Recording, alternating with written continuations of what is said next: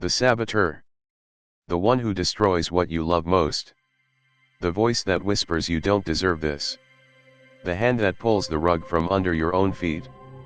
This is not your enemy. This is you. Why do you destroy what you love? Why do you push away the people who care about you? Why do you abandon projects just before they succeed? Why do you sabotage your own happiness? These are not random accidents. They are the work of the saboteur.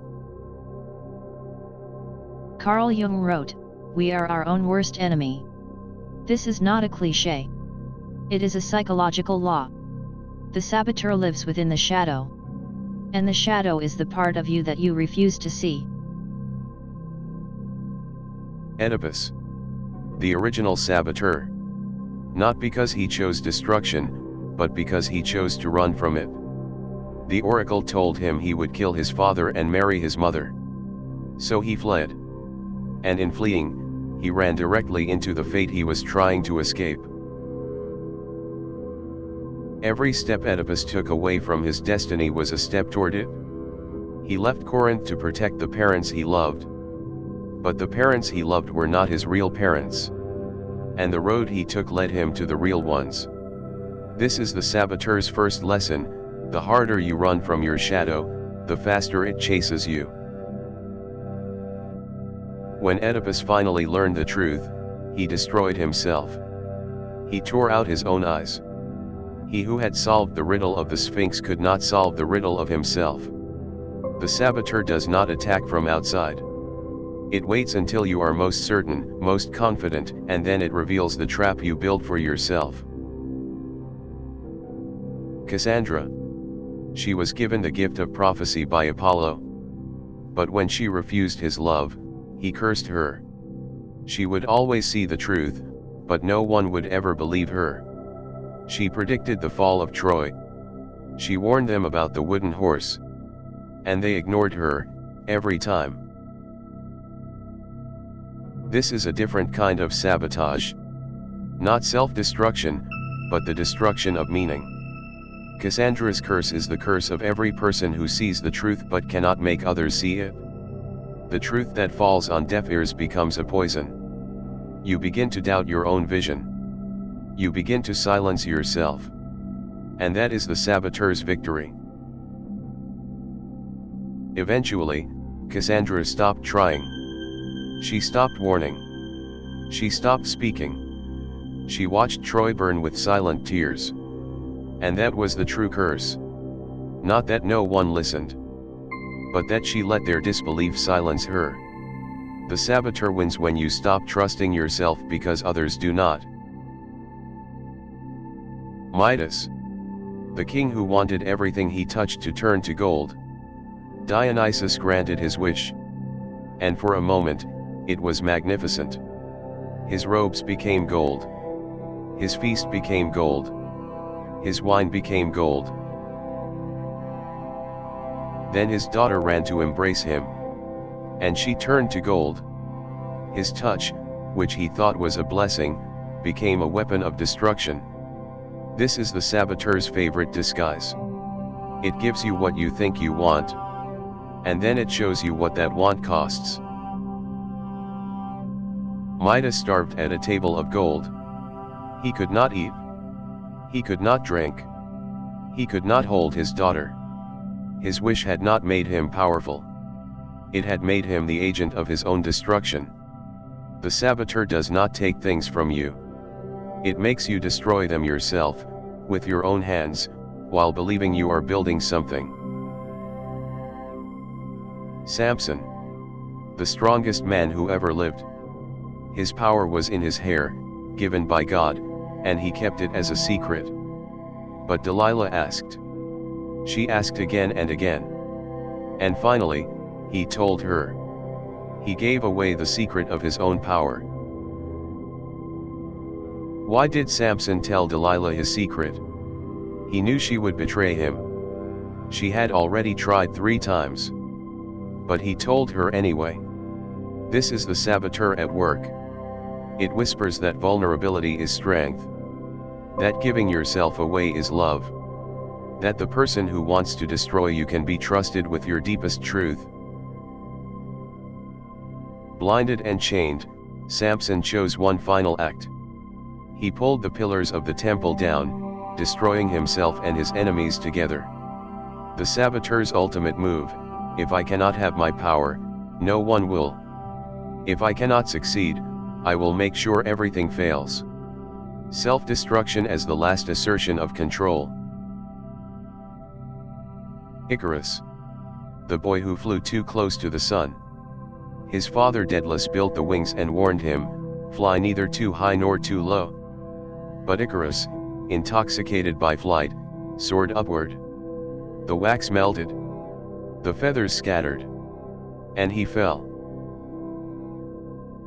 The saboteur does not always whisper defeat. Sometimes it whispers triumph. It says you are special. That the rules do not apply to you. That the warnings are for lesser people. Icarus did not fly because he was foolish. He flew because the saboteur convinced him that his joy was more important than his survival. The fall is always faster than the flight. Icarus had moments of ecstasy. And then an eternity of regret. This is the saboteur's cruelest pattern: it gives you a taste of everything you want, and then it takes it all away. Not because the universe is cruel, but because a part of you does not believe you deserve it. Oedipus, Cassandra, Midas, Samson, Icarus. 5 stories, 1 archetype. The one who flees into fate. The one who silences truth. The one whose gift becomes a curse. The one who gives away their power. The one who flies too high. 5 faces of the same destroyer. 5 mirrors of the same shadow.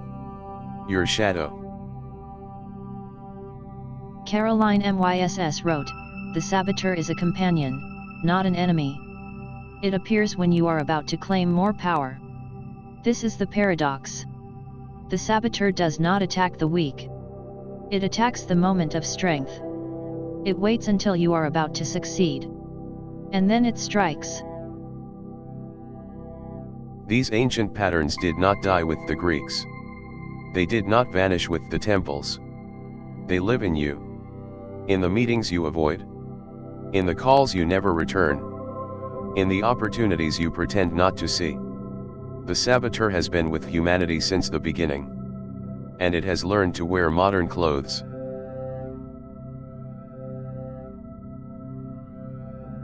Act 2. The psychological mirror. Where the myths become your mornings. Where the ancient saboteurs put on your face and use your hands. You meet someone. You fall in love. And just as it gets real, just as the walls come down, you start picking fights. You find flaws that don't exist. You create distance where there was closeness. You sabotage the relationship not because you don't love them, but because you do. And that terrifies you. The project is 90% complete. You can see the finish line. And suddenly, you find reasons to delay. You need to research more. You need to revise again. You need it to be perfect. But perfection is not the goal. Avoidance is. The saboteur does not want your work to be perfect. It wants your work to never be finished. Procrastination is not laziness. It is fear wearing a mask of comfort. You do not delay because you are tired. You delay because finishing means being judged. Submitting means being seen. Completing means you can no longer hide behind the excuse of potential. The saboteur would rather you be a brilliant failure than a vulnerable success. Perfectionism is the saboteur dressed as virtue. Everyone admires the perfectionist. How dedicated! How thorough! How committed to excellence! But beneath the surface, perfectionism is a prison. It says, if it is not flawless, it is worthless. If I am not the best, I am nothing. And so you never finish. You never ship. You never share. Because it is never perfect enough. The job offer you didn't take. The relationship you walked away from. The chance that would have changed everything. You told yourself you weren't ready. You told yourself it wasn't right. You told yourself you were being practical. But the truth is simpler and more painful. The saboteur saw an opportunity for you to become more, and it was terrified. You get promoted and immediately think they made a mistake. You receive a compliment and deflect it. You achieve something great and immediately minimize it. The saboteur does not let you enjoy success. It turns every victory into a source of anxiety. Every achievement becomes proof that you are about to be exposed as a fraud. Carl Jung warned, until you make the unconscious conscious, it will direct your life and you will call it fate. The saboteur is unconscious. It operates in the dark, below the surface of your awareness. You think you are making choices. But the choices have already been made by the part of you that is afraid to succeed. There is a phrase for what the saboteur does, snatching defeat from the jaws of victory. You are about to win. You can feel it. And then you do something inexplicable. You say the wrong thing. You miss the deadline. You start a fight. You walk away. It looks like bad luck. It is not bad luck.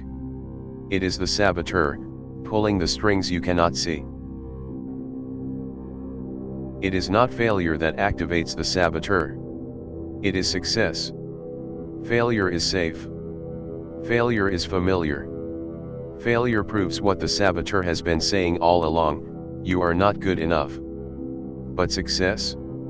Success threatens everything the saboteur believes about you. Success requires a new identity. And the old self would rather die than be replaced. The same relationship, different face. The same project, different desk. The same opportunity, different door. The pattern repeats because the wound has not been acknowledged. The saboteur is not random. It is repetitive. It follows the same script, casts the same actors, builds the same stage. Until you walk out of the theater. Whose voice is it, really? The one that says you are not enough? The one that says you will fail? The one that says you do not deserve love? Listen carefully. That voice is not original. It is a recording. It was installed in you by someone else. A parent. A teacher. A culture. The saboteur is not native to your soul. It was planted there. And what was planted can be uprooted. The saboteur offers you something that genuine success cannot: familiarity. You know how to fail. You know how the story of failure ends. But success? Success is uncharted territory. Success might require you to become someone you have never been. And that uncertainty is more terrifying than any defeat. So you choose the pain you know over the joy you don't. The threshold. The moment between what was and what could be. This is where the saboteur is most powerful. Not in the darkness, where you have already accepted defeat. Not in the light, where success is already real. But here, on the edge. Where one step forward changes everything. This is where the whispers are loudest. This is where most people turn back. Jung said, one does not become enlightened by imagining figures of light, but by making the darkness conscious. The saboteur cannot be defeated by positive thinking. It cannot be overcome by affirmations. It can only be faced, recognized, named. And when you name it, you take away its power to operate in secret. See the pattern. See the vortex. Every broken promise to yourself, every abandoned project, every relationship you destroyed, every opportunity you refused. They all spiral inward to the same center. The same wound. The same fear. The same saboteur. The vortex is not chaos. It is a pattern. And patterns can be broken. At the center of the vortex is not emptiness. It is a question. A question you have been avoiding your entire life. What if I succeed? What if I am worthy? What if the saboteur is wrong? The vortex is not pulling you toward destruction. It is pulling you toward the question you are most afraid to answer. The spiral does not only go down. It can turn upward. The same energy that destroys can create. The same awareness that sabotages can protect. The saboteur, once seen, becomes a guardian. Not an enemy, but a companion. Caroline Myss was right. It appears when you are about to claim more power. Not to stop you, but to test whether you are ready. The saboteur leaves wounds. But wounds are also openings. They are the places where light can enter, where growth can begin. Every time you have sabotaged yourself, you have also learned something. Every failure has taught you what not to do. Every fall has shown you the ground you stand on. The wound is not the end. It is the beginning of awareness. The moment you see the saboteur at work, you have a choice. Not to eliminate it. That is impossible. But to choose differently. To notice the impulse to self-destruct and not act on it. To feel the urge to run and stay. To hear the whisper that says you are not enough and answer, perhaps. But I will try anyway. The saboteur sits at the center of the psychological map. It connects to your procrastination, your perfectionism, your fear of success, your attachment to familiar pain. It is the hub of the wheel. And when you understand this, you understand that every act of self-sabotage is connected. They are not separate failures. They are one pattern with many faces. Caroline Myss taught us, the saboteur is a companion, not an enemy. It appears when you are about to claim more power. This means the saboteur is actually a signal. When it activates, you know you are on the verge of something important. The fear you feel is not a warning to stop. It is a confirmation that you are going somewhere real. But the saboteur has not stayed in the realm of personal psychology. It has scaled up. It has gone collective. It has gone digital. The same patterns that operate in your individual life now operate across entire societies, amplified by technology, accelerated by networks, weaponized by algorithms.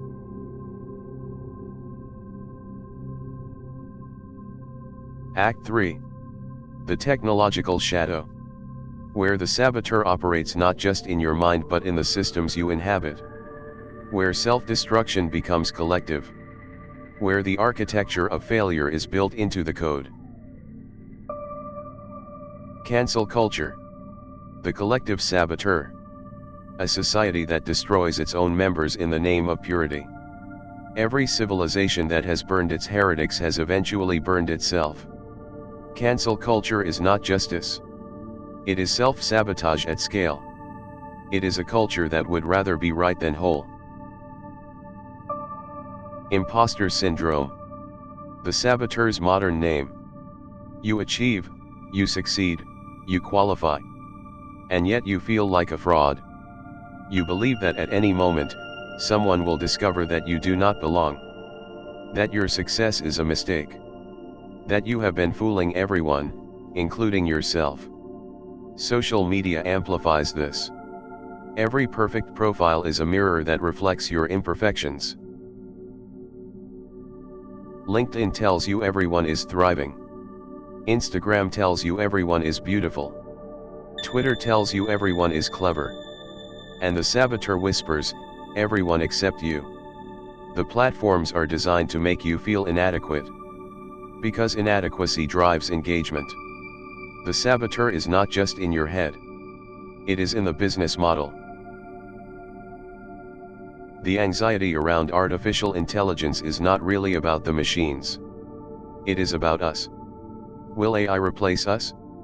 The deeper question is, will we replace ourselves? Will we sabotage our own relevance? Will we build systems that make ourselves obsolete and then act surprised when they do? The fear of AI is the fear of our own self-destructive capacity, projected onto silicon. Every powerful system has a self-destruct mechanism. Nuclear reactors have fail-safes that can trigger meltdowns. Financial algorithms have flash crashes built into their logic. Social media platforms have outrage cycles that can destroy their own user base. The self-destruct button is not a bug. It is a feature of power without wisdom. Technology companies began with ideals. They wanted to connect people, democratize information, make the world better. And then the saboteur appeared. Not as a person, but as a system. Growth at any cost. Engagement regardless of harm. Profit over principles. The same companies that promised to save the world began undermining it. Don't be evil became a punchline because the saboteur had already won. We carry our own tracking devices. We install cameras in our homes. We share our location, our habits, our desires with algorithms we do not understand. The saboteur convinced us this was convenience. That privacy was obsolete. That giving ourselves away was freedom. We did not need an authoritarian regime to build a surveillance state. We built it ourselves, one app at a time. The digital saboteur never sleeps. It does not need to whisper. It just needs to scroll. Endless content. Infinite distraction. The same procrastination that once made you stare at a blank page now makes you stare at a glowing screen. The technology has not created the saboteur. It has simply given it a more efficient weapon.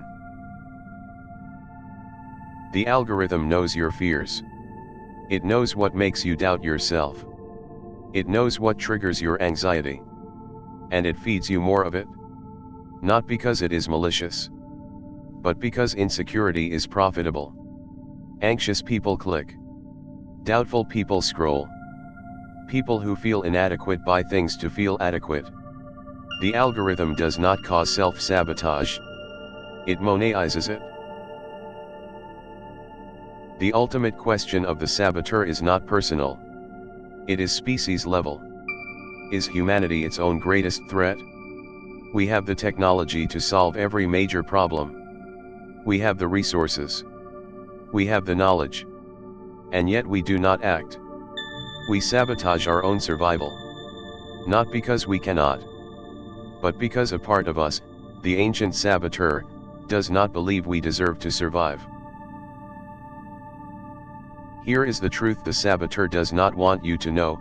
You can choose not to eliminate it.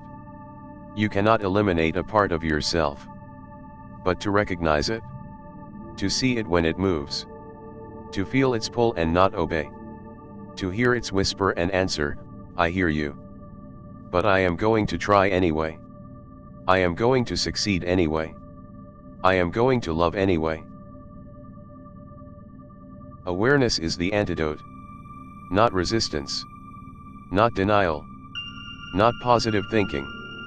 Simply awareness. When you see the saboteur at work, it loses its invisibility.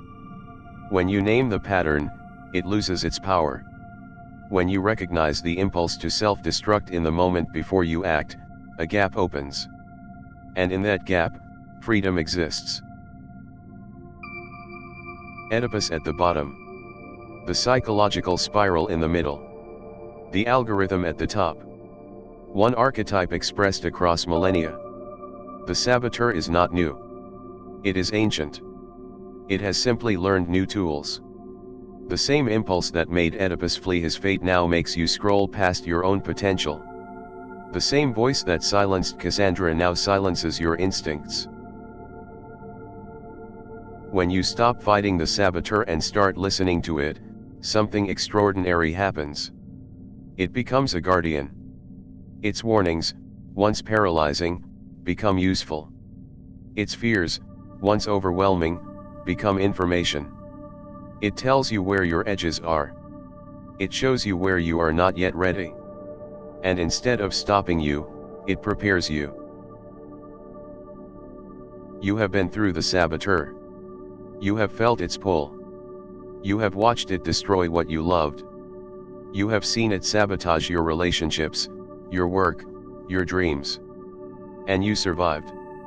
Not because you defeated it, but because you finally saw it. And what you can see, you can choose differently from. What you can name, you can negotiate with.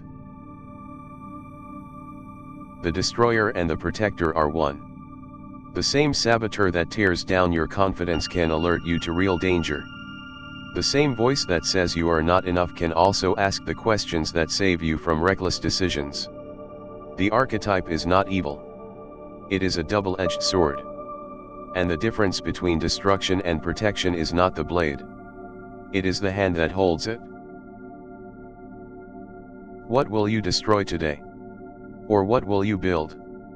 The saboteur is awake. It is always awake.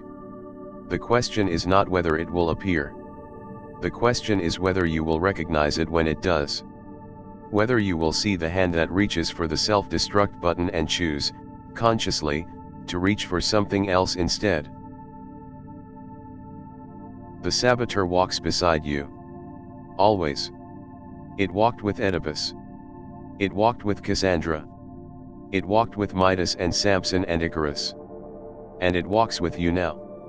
Not as an enemy, but as the most honest companion you will ever have. It shows you what you fear. It reveals where you are not yet ready. And if you listen, really listen, it will not destroy you. It will prepare you. Carl Jung wrote, "We are our own worst enemy." This is not a cliché. It is a psychological law. But he also wrote something else: "I shall not commit the fashionable stupidity of regarding everything I do not understand as a fraud." The saboteur is not a fraud. It is a part of you. And the day you stop running from it is the day it stops running your life. Archetypes of Power.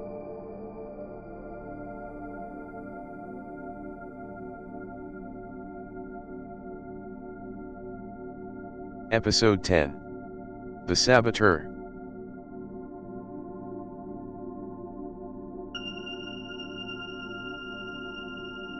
The Dark Corridors.